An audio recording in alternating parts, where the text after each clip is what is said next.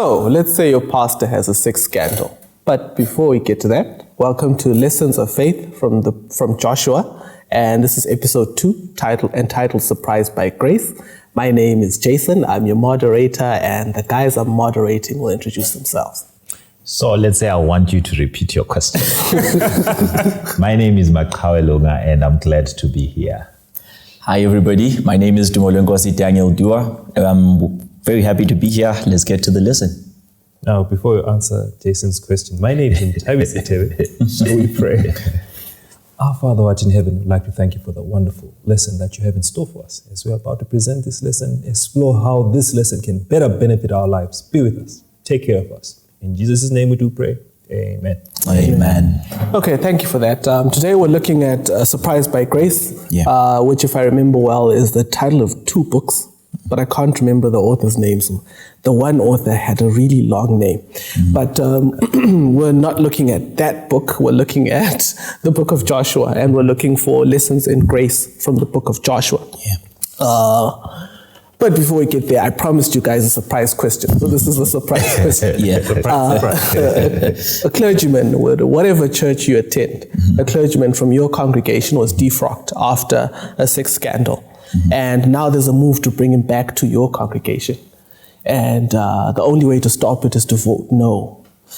And so now it's up to you. How do you vote? You don't have to tell us why. You just have to tell us how you vote. And bear in mind that your wife happens to look a lot like the woman he was caught with. How do you vote? No. No. That's surprised. I'll vote yes. You vote yes? Okay. How would you vote, Mta? The jury is still out. How long ago was this? You have to vote. You have to vote. You know, when we personalize things, we want to keep our own things and drink from our own wells and not sharing. So, it's a no for me. It's a no. So the 2 yeses and 2 no's. I didn't vote. I'm not allowed to vote. Okay. Why I'm getting into this, why I ask this question is going to become obvious, I hope, as we discuss. Joshua 2 verse 1 says, "Now Joshua, the son of Nun, sent out 2 men from Acacia Grove," I'm reading from the New King James Version, "from Acacia Grove to spy secretly, saying, 'Go view the land, especially Jericho.'" Now this is, in Hebrew, Acacia Grove is Shittim. So this is deja vu for 2 reasons, okay? In Numbers 13 and 14, there's another spy story. Joshua himself was one of the spies sent out. And in Numbers 25, Numbers 25 verse 1, at a place called Shittim, there was a sex scandal. Okay, so this is deja vu. And both are stories of failure. But before we get to the failure, why did Joshua send spies to a land he knew God had promised and that he'd spied from as well? Had he grown skeptical in his old age? Well, not skeptical, but strategic. Why I say so, it's because the fact that God has promised you something doesn't mean that you have to be passive. You still need to plan. So real faith includes planning, strategy, right? So this is a warfare, right? You can't just walk into war without coming up with a strategy. So he's sending spies so that they can actually come up with a better strategy on how to proceed going forward. So I wouldn't say it's skepticism, I would say it's being strategic as a leader.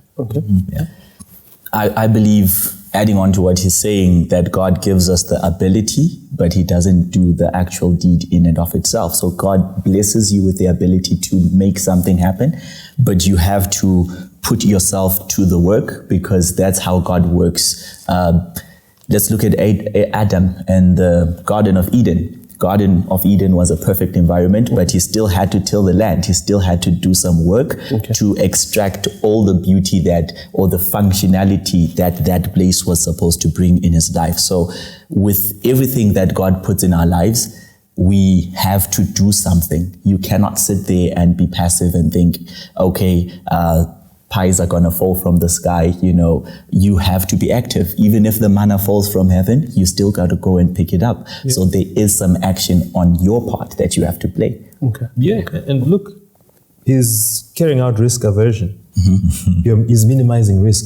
Yeah. And how you minimize risk is you go and assess what the dangers. How can I avoid or mitigate any losses? This is in warfare. Okay. That is the same reason that when we lock our doors, we still check that I locked it well, even though I prayed that God take care of us during the night. Yeah. Okay. This is the same reason why we still pay insurance for our own church. Yeah. Okay. Because people can break into a church. Surprising, it happened in my congregation about 2 or so years ago. And they made off with some stuff.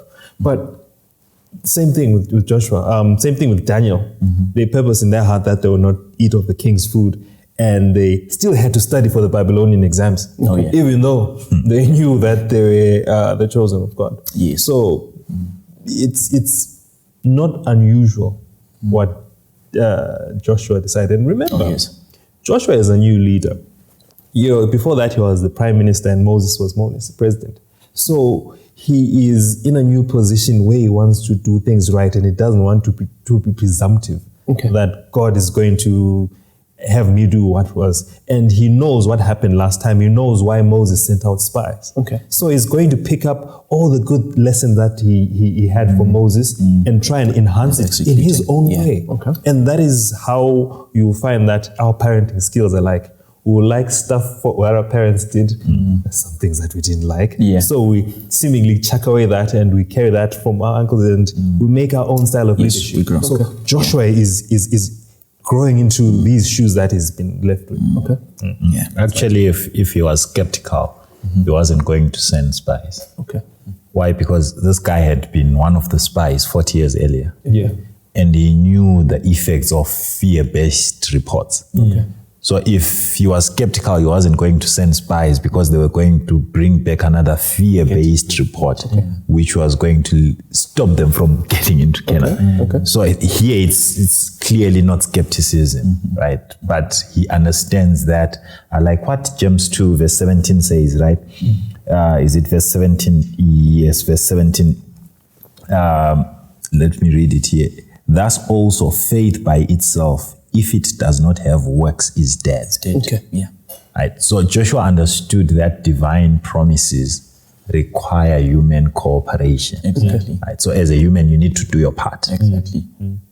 towards the goal of the fulfillment of divine promises. Okay, so James says faith, he doesn't say faith without works is in the ICU. He's not saying saying if faith without works is in the morgue, isn't it? Actually, what he's saying is there is no such thing as faith without works. Yeah. So if you're not working, you have no faith. You have no faith. Now that's incredible, because I think if you visit any church congregation, some have said even if you visit any married couple, there's 2 kinds of people. Yeah.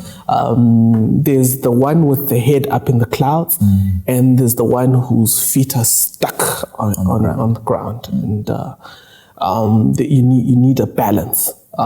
Quite often when we talk about plans, when the church is making plans, or sometimes in a sermon, it'll come out that all you need is faith. God is going to work everything out. And as Mta brought up in his example, and I'm going to use it going forward, I want to ask some of those people to, okay, so you don't do anything because you have faith. You don't worry about anything. Do you lock your doors at night? Does your house have locks, burglar bars, and an alarm? And hope he says yes. Because if he says no, then that could get a little sticky. For sure. So we need both groups of people at church. And I think within Christian circles, to borrow one of Mac's favorite phrases within Christian circles, I think there's this idea that comes out that says people who want to carry out due diligence are not faithless, not really that strong. They don't in the believe. faith. Yeah. I think the problem is when it comes to faith-based things, we try to attach certain other elements of like the workplace and other things. So the problem is always a relationship problem with God. If you have a relationship with God, it's easy for you to deduce next steps. Okay. Let's look at David, King David, when he was assembling the people that were going to be on his side. He had a tribe of Issachar that he brought to his side, who knew the times, who knew what to do, who knew how to plan for the future. So even Israel in the old age needed people that were good at planning, who had foresight, who could see what could come and would be prepared should things go this way or that way. Yeah. So even with us in the modern day, we should never be caught unaware by certain situations. It's very not good for a Christian to be caught unaware and you're like, I don't know what to do, and you freeze. You should know what can happen at any given point in time, and when that does come your way, you should already have an idea of how you approach that problem or situation. Oh, okay, thank you. But I mean, why are they conquering the land anyway? I mean, God could have just clicked his fingers and turned the Canaanites into quantum soup and gotten done with them. Why do they have to go and conquer? Because God says, I've given you the land, take it over. And then they have to conquer it. You see, God is always wants us to be participating in this salvation aspect, and it's no different for them. I mean, when he promises us that he will be with us until the end of time, God could simply go and fix everyone and we'll be ready, but he wants us to go out there and make disciples for him. Yeah. They need to have a participative element in it. And I feel that if you don't earn your money and you are just given, how you spend it is very reckless. But if you earn every cent that you have, one of my best purchases was a winter coat that I got for $30. I paid a deposit of like maybe $2.50, and I had to pay for it within a month. If I paid within the month, I ended up paying about $27. Okay. It was one of the best purchases because I negotiated a deal. I got a bit of credit, and I cherished that coat. I can hear the accountant. I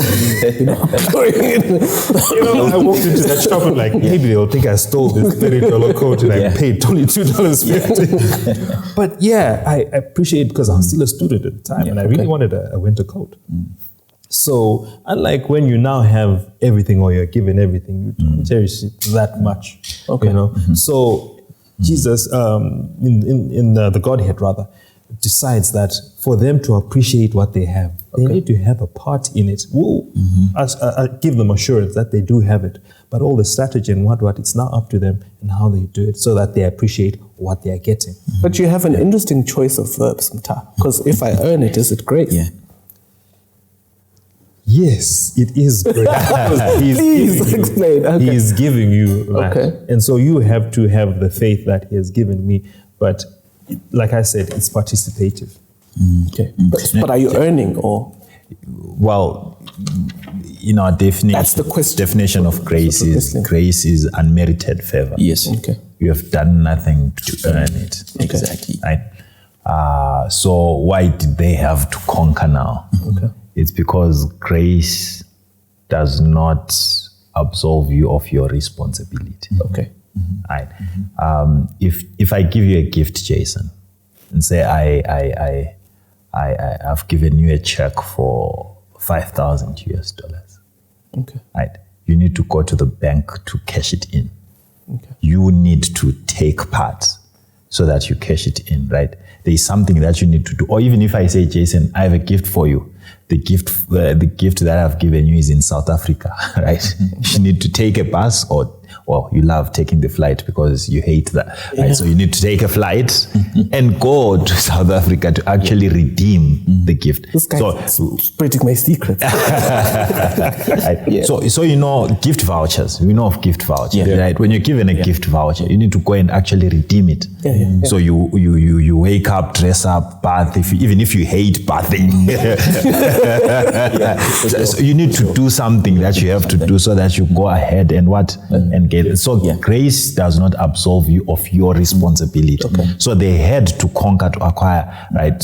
to get what God had given them. They had a part that they had to play. And another element to that, Matthew chapter 5 verse 16 says, let your light so shine before men that they may see your good deeds and glorify your Father in heaven. Amen. Part of this whole thing is the fact that God has placed us in positions of influence. So there are people that are watching. So as the Israelites were conquering and doing the actions that God had said they should do, there were a lot of people that were being converted to the faith because they were seeing God working through the Israelites. So they should always be at the back of your mind an element of, I'm an ambassador for Christ. So sometimes God will ask of you actions that you may not think are necessary, but for the people that are watching, it would be great for you to do that because it will show them that God is indeed working in your life. Okay. It's evidence-based. And let's take it to the issue of salvation. Yeah. Salvation is free and has been offered to everyone. That's right. But Paul puts it in terms that shows that there is a conquering that you need to do. He says that that which I want to do, I cannot do. Yeah. And that which I do not want to do, I do. That is- It seems like there's a battle going on in his mind. It's a battle, it's a fight. And yes, salvation has been given, but I have a part that I have to do to conquer the things that go against the fleshly lusts, everything that comes. So I can't say I've earned salvation, so I'll go ahead and be reckless and irresponsible. When Jesus comes, I'll go to heaven anyway because he has given me the gift of salvation, right? Even if he has granted you the gift of salvation, you need to undo certain habits. You need to work so hard. The Bible actually says, work your salvation with fear and trembling. But remembering that it is not your works. That's where the I don't know, can I say the dilemma is, where it's not your works. For Christ lives in me. It is no longer I that lives, but Christ lives. So you are dead to sin and Christ is alive. And whatever works you do them empowered by the grace of God. Exactly. So grace creates the space and gives you the fuel, but you still have to drive. Yes, you must drive. So the thing about God giving us grace is about Him. It's the act of fighting to gain the land. Also improves you as a person. Yes. For sure. I mean, when we do evangelistic meetings, it involves speaking to someone. And you can't go to speak to someone without researching. You will say, okay, today we'll be doing maybe a Bible study on creation. You don't just go there unarmed. You go, you do your research. Where do we start from? Where do this? And you find that it's very beneficial. There's always something that you discover from the Bible. You've been reading the Bible all your life, but there'll be something new that you discover every day, every month, every year. And some truths are enhanced. Like each time we get to talk about the creation Sabbath. I think creation is one of the things that helps me believe that there is a God. Because there is no way, absolutely no way, that all this could be happen by chance. So you find yourself, you study, and then you impart what you have learned. And both of you are now learning. He or she is going to pose questions to you that help you think, and then you refer to the Bible. And both of you are learning. Thank you. No, I'd entitled this section "Second Generation Faith." Because what we've been doing here is unpacking why God brings people back to where they failed. It's deja vu. Spy story, we failed. Shittim, we failed. Well, our ancestors failed. This is a new generation that's come up. And now they have to go forward from the place where their ancestors failed. And the question I'd have for you guys is, what would you say to that clergyman's son, the one from the first question, who's tempted to lose his faith because of the scandal? In my time, I've known guys whose fathers were clergymen who've had scandals over the years, and some even haven't had scandals. But I've noticed that they've struggled to stay in the faith. There's something about, the people whom we think are heroes when we look at them from a distance, but those who live with them know they're not heroes, and they sometimes struggle to hang on to the faith. So what would you say to that clergyman's son? Dumo and Ntayo voted no. we're not bringing your dad back. And then his son says, I understand why you didn't bring my dad back. In fact, I'm thinking of leaving the faith too. What would you say? You see, the thing is that we always forget that the person who got the calling is not the son. Okay. It's the father. Okay. Both should be treated very, very independently. And there's a certain pressure that comes to being the son of a clergyman, Okay. let alone an elder or something. So there's certain expectations of them that they already have, whether they like it or not. You're a pastor's child, you should behave like this. No, he's just a child. Okay. So in approaching such a person, you have to help him understand that the decision is not meant to hurt you, but to help your father. Okay. Okay. It's just an expression of the displeasure of maybe a past act, Okay. which is quite independent from that child. But that child needs to learn that he is very independent, and rejecting his father is not rejecting him. Okay. But he has to sit down and evaluate his own relationship with God. And he's doubting, Ta, because he's saying to you, my mentor, the one I looked up to in these things, failed. Yes, So what's the often point? than not, our fathers are the next nearest thing to someone who's a superhero, but we need to break those barriers and saying, now that you're no longer a 5-year-old, you need to realize that even your dad is not the role model that he should be. Okay. The role model should be Christ himself. Because your father has to rely on Christ, as should you. Okay. If anything, you should be evaluating your relationship with Christ and seeing where you stand with Christ, because your father does not save you. Okay. Your father did not die for you. You may have played a part in creation of you, but he's not the actual creator, but Jesus Christ himself. So that's where you need to show him that. Okay. That's the way I think that's how I would approach it. So you can't hotspot grace for long. No, you can't. Signal Yeah. What I would probably say to the young man is you must learn to differentiate or separate between his father's mistakes Okay. and his father's faith. Okay. And that takes wisdom to be able to differentiate or separate the two. Right? The fact that your father made a mistake does not mean that your father's faith is faulty. Okay. What he believes in is okay, is true, but he's human, he makes mistakes. Okay. Right? So the best thing that the young man can do is to learn from the father's mistakes and carry on the father's faith, but discard the mistakes. So if he learns lessons from the father's mistakes, he will be able to then have a faith that is better than the father, in that he has learned the lessons from his father's mistakes. And therefore his faith will be much better, because the father's faith is pure. Okay. Faith in Jesus Christ, that's what we live for, right? So carry on your father's faith, but remember to always learn from his mistakes so that you don't fall into the same pit as well. And one good example of that is a young king, 2 Chronicles chapter 33 and chapter 34, young King Josiah. Okay. So this is what happens to Josiah. His father is King Amnon, and this guy was evil.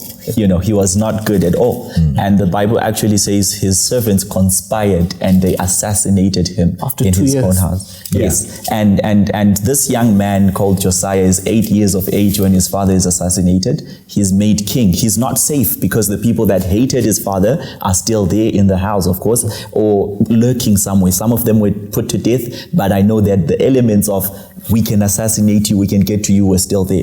But guess what happens to Josiah? The Bible says from chapter 34 going down, it says that Josiah decided to seek of the Lord for himself. And then he was able to forge his own path. And the Bible says he was a good king, right?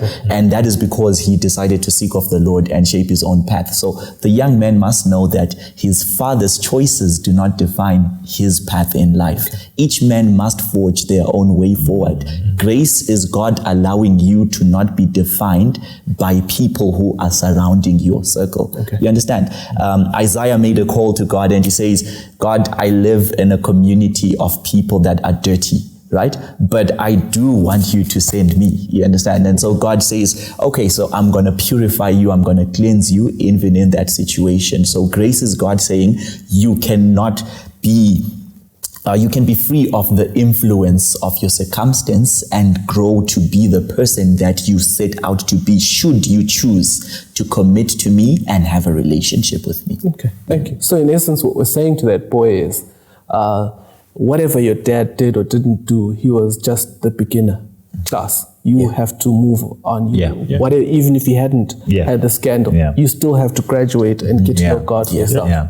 Grace comes to each of us as individuals. Exactly. At some point, we must realize that certain things that are broken, it's our responsibility to repair them. Okay.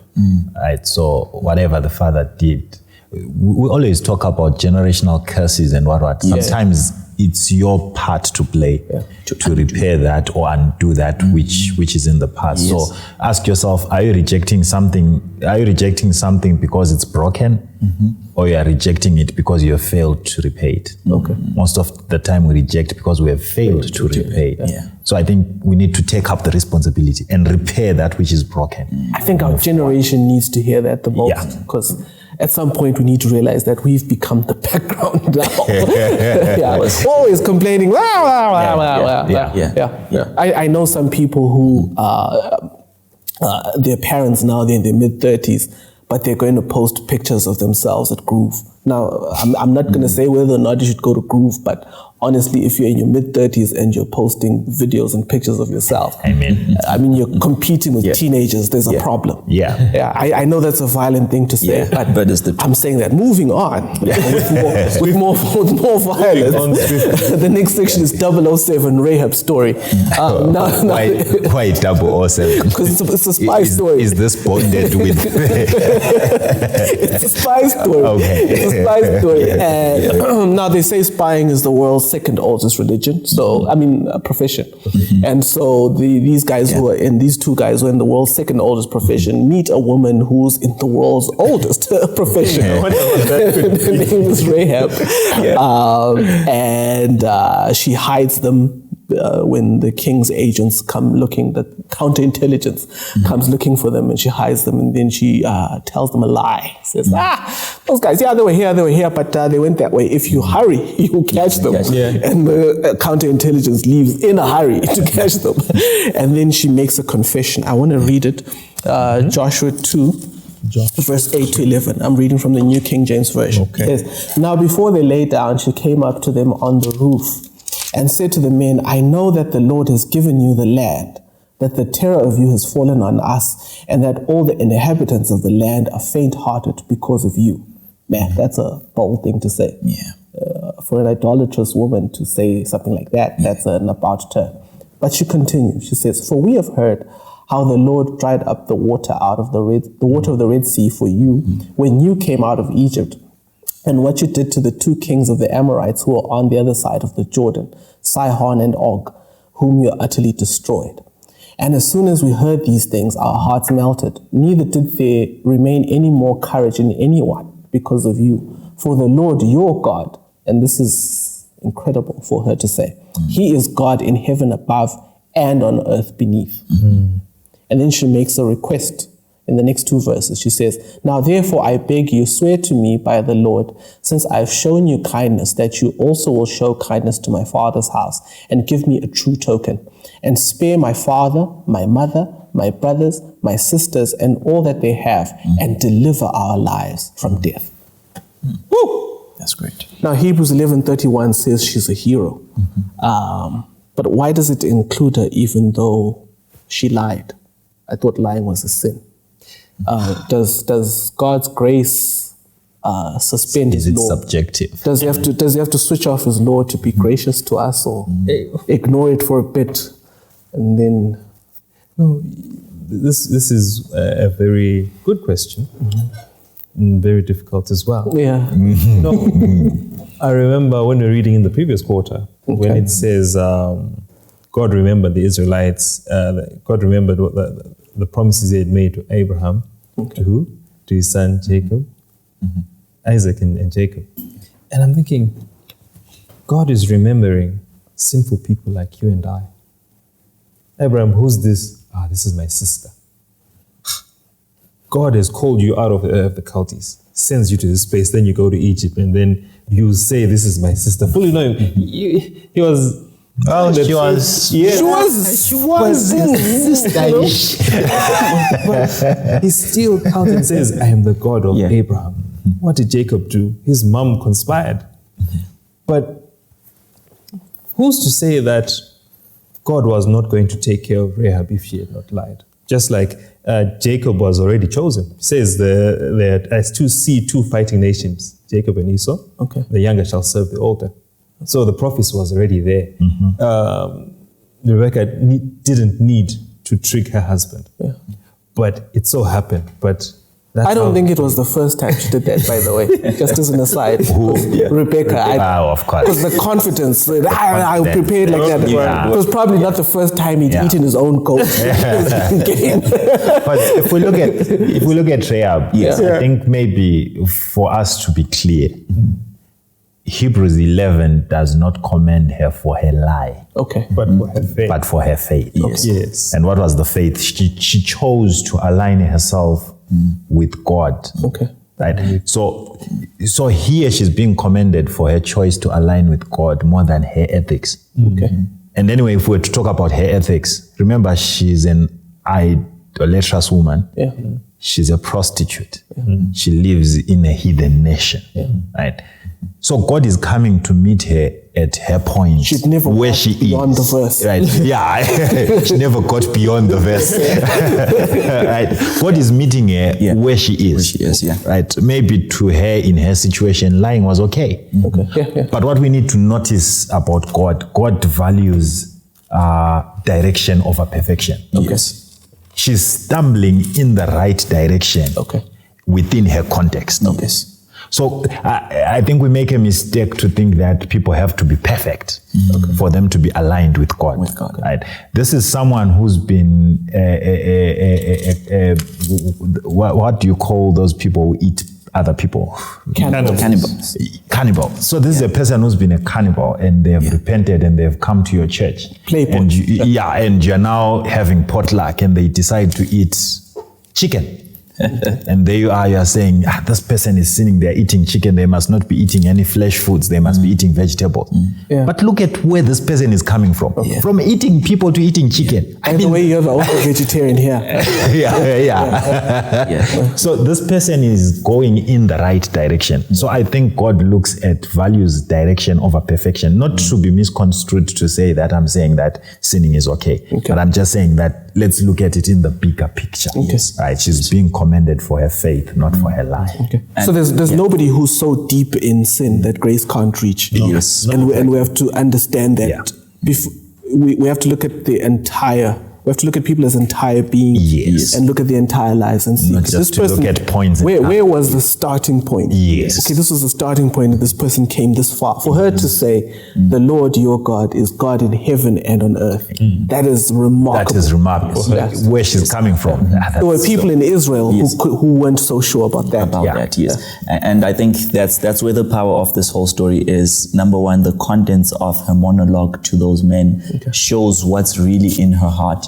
And number two, the lie really affirms something that we already know in the Bible, that human nature is human nature, right? And I think at times we believe that because we have faith, because we believe in God, that means that the laws of human nature don't apply to us. They actually do. It is possible for you right now to probably stretch the truth in attempts to maybe make a point. Sometimes you can stretch the truth and you realize a bit later that, I probably added a few sentences of things that didn't really happen. And that is not to say that your aim is to be misleading, but that is the law, that is human nature. So that human nature must be brought into subjection of the bigger picture, which is an understanding of who God is, right? And when that happens, that's when we're saying that grace overwhelms our human nature and God can work with us even though we are prone to make mistakes. So we fall, and even though we fall, like a righteous man, what does the Bible say about a righteous man? You fall seven times, but they get back up every single time. So I think the problem is a lot of people. I met this other young lady this time. I was coming from church. She dropped off from a combi and she had a short skirt on. I knew where she was coming from. And this is around 12, just after church. She comes to me and my friend and she says, listen, Guy, I'm so tired of this life. Like, she just broke down crying. And mind you, I think I was very young at the time. I didn't know what to do, But I realized that there are people who are experiencing certain things, not because that is ideally who they are, but circumstances have caved them into that space. And it is our responsibility to remind them that that space is not what God created or designed for them. They can easily move out of that. So Rahab's plea is for God to take her out of a space of Jericho where she's used to lying, where she's used to promiscuity. And she's saying, I know that there's a better way, I haven't seen it for myself, but I do know there's a better way because God has done so many things for you and I want him to do them for me. So our lives should always be a testament to what God has done for us. I should be able to say that God took me from a space where I was a drinker, a heavy drinker, and he's put me in a space where I realized that that's not what should define me, or I cannot make excuses for that by saying life is hard and this and that. Those situations cannot cave us in and make us think that just because we're dealt a difficult hand means that we're supposed to live our lives according to the hand that we're dealt. Thank you for that. So grace is not magic dust. Grace is not witchcraft that does instant things, and it just means there's work to be done. And as long as you commit yourself to doing that work, then you're a hero of faith. That's incredible. Jason, if you hope look for at everyone. All the characters in Hebrews chapter 11. Okay. I'm struggling. I'm struggling to see how these people are even called heroes of faith after what they had done. But like we're seeing a God of second chances who sees where we are and sees the progress that we're making and still has the ability to believe in us. Your Abrahams, your Sarahs, they're not the perfect people, but here they are being counted as heroes of faith, just like Rahab is counted in the genealogy of the Savior. How cool is that? So if he can do that to Rahab, who had never been to church or had read, but she was seeing these things, saying, no man, this is extraordinary. There must be a God somewhere. And that was a moment of saying, look, this is God presenting himself. Let me do something. And he is coming to conquer this city. So let me make sure that I'm on the right side. And by getting assurances from the faith that she had, that these people will keep their word. War is really crazy. Bombs, you can have blue violence where you kill members of your own. So she had so much faith that whatever happens when they attack the city, they're going to be able to isolate my family and die and keep us safe. And that was the faith she had in these people, that they'll keep their word. So do people have that much faith in us when they confide in us that please help me with this particular problem? And to add a quick caveat to this, I think I always think about life after Rahab's choice, because the Bible still clearly states that she was a prostitute. So her reputation did precede her, and probably the community that she lived in after that knew that this woman used to be a prostitute. And I do believe that one thing we need to learn is that the fact that God has allowed and extended his grace for us to change our lives doesn't necessarily mean that the reputation that we have in the public space will be perfect. So there are certain people that held an opinion of what a former prostitute should be, nothing of importance. But because she had made a choice to follow God, God counts her as someone who is noteworthy in the Bible because of her decision. So sometimes it's not that people will acknowledge that, right? Or give you validation for your choice to follow God. You might not get that validation from people when you turn your life around. People will still count you based on the mistakes or the life that you used to live, but it doesn't mean that God has not extended his grace for you to turn things around. Okay, thank you for that. Now we don't have time to talk about why, if I was Joshua, I would have court-martialed those spies, because I sent them to spy. They didn't do much spying. They almost identified almost immediately. and they came back with hearsay from a woman whose testimony probably wouldn't stand up in court. But for me, that all says something about faith coming from the hearing of the word. Yes. That Rahab not only had a powerful confession about God, but she was able, it was so convincing that the two spies said, you know what, there's no need to keep spying. We can go back. Everybody's already scared. The country's ready for our taking.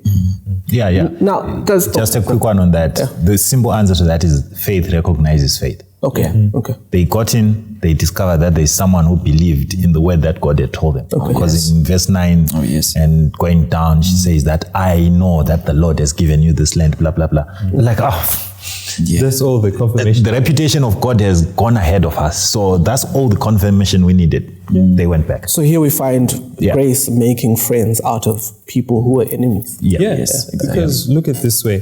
You've got one hand, the Gibeonites. You've got one hand and Rahab. Rahab heard, the Gibeonites heard. They more or less, the Rahab lied, and these ones tried to have a lie there. And then they wanted to be spared. So them trying to conquer was for them not to die. So they had to kill first. Rahab was like, no. I want to be spared, but I'll go the other way. They wanted deliverance. Both wanted deliverance. But the long-term status is that they were made servants and she was recognized for full citizenship. And they both lied.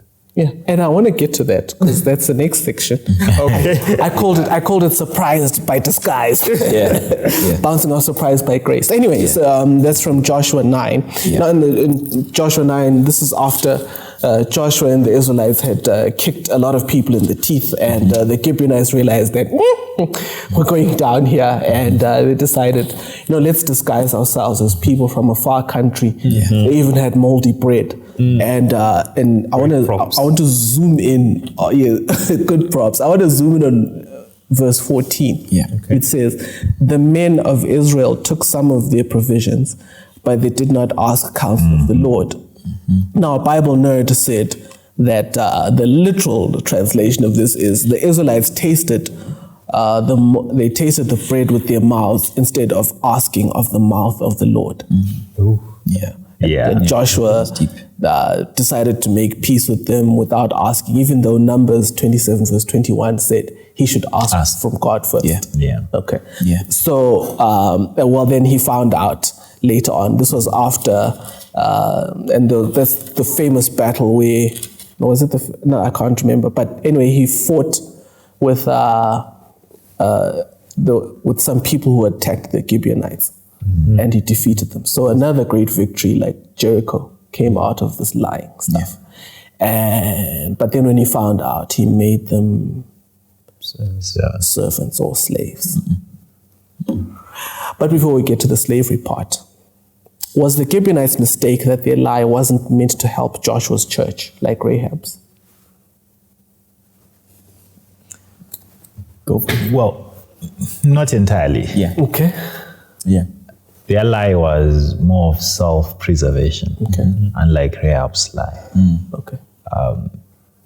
Rahab confesses of the goodness of the Lord and everything. A similar confession. But if you read theirs, it sounded like more of self-preservation and not entirely rooted in faith in God. Right? They were more afraid of what Joshua would do to them more than the God of Joshua. I think from my reading, Rahab, even if she had died, she would have died at a point where she had believed in God. Unlike the Gibeonites, it seems like they planned this thing, even got to a point where they made ways to deceive. The stale bread, the old skins, wine skins. They actually perfected their art so much as to deceive so that they can be preserved, so that they won't die. So to me, I think the difference between them and Rahab is that for them, it was more of self-preservation, and for Rahab, it was just not just self-preservation, but she had faith in God, the God of the Israelites. For me, what it reminds me of is the demons confess that you are the Christ. They confess that Jesus was, but they still remain demons doing demon things. So unlike a person who has faith, I believe you are the Christ, or I have little faith, help my unbelief. It's very different. It's very different. So for me, Rahab is one of the good guys who's confessing that I know you have the ability to save me. Okay. Whereas the Gibeonites with their deceptive ways, the Decepticons sort of like, from that very word. Decepticons. Not my handwriting. Yes. But from the very start, their aim is to deceive for self-preservation. Whereas Rahab is saying, yes, I do want my life preserved, but I want to be preserved by the God of God, who has confidence, because I now believe I've seen and heard with my own ears. Okay. So that's where the difference is. Okay. So, but they still got salvation. Yeah. So grace can even reach you when your intentions are not clear. Yes. Sometimes some people come to church, wherever you attend church, and they're only there for the potluck afterwards. They've only just come for potluck. And some people would say, these are not really the sort of people we want around here. But here we see an example of people who came for the goodies, not really exemplary or not testimony worthy reasons for coming to over to God's side. But still there was space for them. Yes, mercy. There was. And what's amazing as well is that when Joshua discovers, he says, no, man, you deceived me from that. Therefore, I'll do what I was supposed to do. Okay. He still keeps his word. And that is very honorable, where it takes a lot to say, despite me having made a terrible decision, perhaps he realized that I was really rash and didn't consult God, so now I have to live with the consequences. Yes. And at times we find ourselves where we want to involve God after we've done the actions and now have to live with the actions or the obligations that we've created for ourselves. Okay. Yeah, and there was some punishment, of course, involved, and that he didn't want to. I understand that he didn't want to set a precedent for people to think, we can lie, and if we get away with it. Get away with it. Yeah. There has to be some sort of punishment. For not punishment, I'll say. Because they got off but lightly. he upheld justice. I'll say justice because despite him honoring his end of the covenant, he upheld justice by assigning them the role. Yes. So that balance to say it's a lesson that you can't get away with lying, right? Let's uphold justice for. And one thing I want us to understand is the consequences of our actions will never be equal amongst all of us. We may all commit one act, but the consequences of our actions will be very different. There are a lot of people in the Bible that burst out in anger, and God probably didn't do much. But look at what happens to Moses. Moses has an outburst of anger. After an almost 40-year period of doing the right thing, he just has an outburst, and God says, for that reason, you're not going to Canaan. Okay. So they are people that had the same outbursts of anger that probably God did not punish them with the same kind of punishment. And that comes to show that God deals with each individual very differently. And we cannot expect God to be a one-size-fits-all, So sometimes I may lie. I should never comfort myself by saying, I saw Maqhawe lying, and his punishment for his action doesn't seem that bad. If I do the exact same thing, it could very happen that the punishment that comes to me, not punishment, but the consequences of my action could be more catastrophic in nature and really wreak more havoc. And I'll be like, but why did it not happen to Maqhawe? It's because those situations are very, very different. So as individuals, I think we always have to guard ourselves and not think the idea that someone did something and got away with it means that we can do the exact same thing and expect the exact same consequences. So God in his graciousness does not shield us from all the consequences of our nonsense. Yes. Okay. Yeah, for sure. Yeah. So much for that. But what right do we have to test a believer's claims? Because I'm zooming back to the moldy bread part. And by the way, I forgot to say that verse 14 for me is somewhat funny because in my mind, I imagine the Israelites tasting moldy bread. It's just a funny picture in my head. So, and instead of, and it says that they didn't inquire of the mouth. In fact, it says they didn't test the claim. They didn't check, or there was no due diligence by asking God. What right? But do we really have a right to test someone's claim? If somebody says, "Look, I'm in this thing. I'm in with God, both feet in. Here's the moldy bread. Taste my moldy bread. I've come from far. And what right do we have? And how can we do that with? And if we have a right, how can we do that without coming off as cold?" The Bible gives us that right. Okay. I was looking for this too. Us that right? I was looking for the verses, right? So 1 John chapter 4 verse 1 says, "Beloved," I'm reading from the New King James Version. "Beloved, do not believe every spirit, but test the spirits. Whether they are of God, because many false prophets have gone out into the world." We're given the reason why we should test the spirit. And also Matthew chapter 7 verse 16 then says, "You will know them by their fruits. Do men gather grapes from thorn bushes or figs from thistles?" So it seems like it's saying you will know them by their fruits. So what I would say in a nutshell is we are being told to test them by their fruits. Exactly. So we are not judging them. Right? We are just evaluating. It's not maybe the easiest way I can put it is we are asked to evaluate the fruits, not the heart. And character. Because we cannot tell the heart. It's only God knows. It's only God who knows the heart. Exactly. So I must not make a conclusion on someone to say he's like this in the heart because I don't know the person's motives. So all I can do is to evaluate the fruits and not the heart. I to support that, my favorite verse that talks about fruits is Matthew chapter 3 verse 8, and John the Baptist is giving a great address before people get baptized. He's doing this mass baptism, but he's talking to the people and he's trying to make them aware of what it means to make a commitment to God, because they're saying we believe in this, right?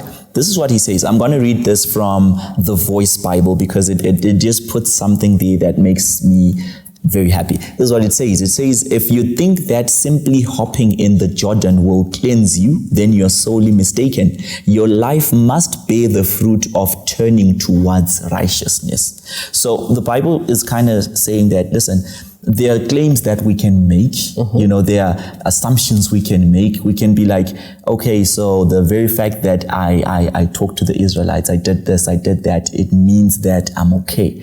But God is saying, no, the expectation is that not only should the motive be right, but it should be accompanied by actions that prove that you really believe what you're saying. You understand? So there should be affirmative action always in whatever that we do. So most of us, the problem is we think that jumping into the Jordan is quite simply enough. You do one good thing for one day and you think that makes you right forever. The fact that you made one good decision in your life, Makau, and you said, okay, I'm not gonna, let's just say your choice is not to eat pork. You think that not eating pork automatically means that everything else that you do is not counted as something important. So that's where we need to turn our minds around and say, we have to be all right on all aspects of growth, not just the ones that are publicly visible. And Jason asked, I think there's something you mentioned that triggered me to say this. Jason asked, how can we do this without coming off as cold, right? Besides doing it with humility and all the other things that you mentioned, I think testing should sound like encouragement and not interrogation. There's a question that you asked when we started to say, would you restore this pastor or who has done this stuff? And Galatians when your wife looks like the mistress he had. And so still Galatians chapter 6 verse 1 then says, brethren, if a man is overtaken in any trespass, you who are spiritual, restore such a one in a spirit of gentleness, considering yourself, lest you also be tempted. For sure. The reason why I said yes is because I understand that this guy did a sin that I am capable of doing so as well. So how would I want them to treat me if I'm in the same situation? Yes. So we should restore this one with gentleness, understanding that whatever testing we do, like I said, we are testing this person and it should come off as encouragement. I always seen disciplinary committees in various churches where disciplinary committee looks like it's their opportunity to revenge. You know, it's like a fight. They're finally sending him to hell. They're finally sending him to hell, right? But a disciplinary action must be such that it's restorative, it's encouraging, rehabilitate, not to cast someone away.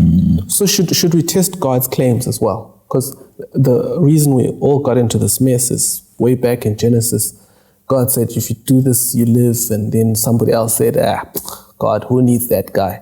So God is already operating under suspicion. Is it good for Christians to test God's claims as well as we go out? Isaiah 1:18, come now, let us reason together, says the Lord. Yes. He invites us to question him, to sit down with him and test his claims and debate. The very action of inquiring of the Lord is testing whether or not what is in front of you is what it actually is.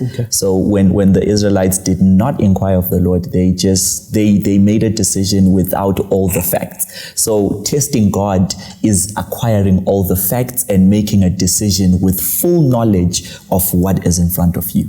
Yeah, even in Malachi it says, try me and see if I will not open the windows of heaven. So trying is testing. And in Matthew chapter 28 verse 20, he encourages us to go ye and baptize all nations, teaching them to obey. Teaching and making disciples involves training and inquiring if this person is, because most of the time we rush to baptize people and we don't go into in depth to find out they understood what decision they're making. It's not the point to just have the numbers, but make sure you understand what you're getting into, what is expected of you, because 9 out of 10 you'll find them all breaking the very same commandment that they've said that they will uphold. But because they didn't fully understand its implications. So you have to test them for their own benefit, not for you, for their benefit, so that they know, because when they fall and then they're disciplined, it could be the way out, how we chuck them out. So we need to be really careful about how we treat these new believers and the teenagers, or this generation that always gives us a headache. And in one line, we test God to seek the truth, not to validate our doubts. Exactly. Thank you for that. So grace is not a cover-up. Grace is transparent. Grace doesn't pull wool over our eyes. It's not to make us dumber, it's to make us sharper. And so that's why we can trust God. Amen. We'll ask Dumo to give us a closing prayer. Okay, let us pray. Father in heaven, we are grateful for this opportunity, for this moment that you've given us. The word is so clear. The word is giving us lessons. May these lessons seep into our hearts. May we try them out. And when we try them out, may you meet us halfway. Show us that it is not in vain that we try to serve you. And when all is said and done, what we're praying for is that everything that we say, everything that we have done may have not been in vain, but our names are there in the Lamb's Book of Life. In Jesus' mighty name I pray. Amen. Amen.